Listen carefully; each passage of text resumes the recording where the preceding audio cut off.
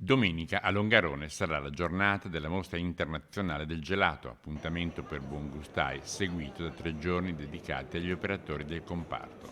Una mostra il cui settore, Longarone e Fiere Dolomiti, ha voluto far studiare ed analizzare dalla CGA di Mestre. Il mondo del gelato artigianale fattura quasi 1 miliardo di euro, è un fiore all'occhiello delle economie italiane. Pur tra mille difficoltà, crescita dei prezzi energetici e dei tassi di interesse, sostanzialmente tiene. Infatti il numero delle localizzazioni rispetto al pre-Covid è in aumento e pensate che in Italia occupa e interessa almeno 62.000 addetti. In più, novità di questa edizione, ci sarà una sorta di gemellaggio con il Giro d'Italia.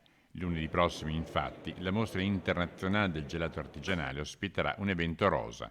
Protagonista la maglia rosa ufficiale della corsa 2023, preparata da una manifattura di Fonzaso, con la presenza di campioni delle 2 ruote, di un gelato in tinta appositamente creato e con la Regione Veneto che nel proprio stand ospiterà la presentazione delle tappe venete, tra cui spiccano la Oderzo Val di Zoldo del 25 maggio e la Longarone Tre Cime di Lavaredo del 26 maggio.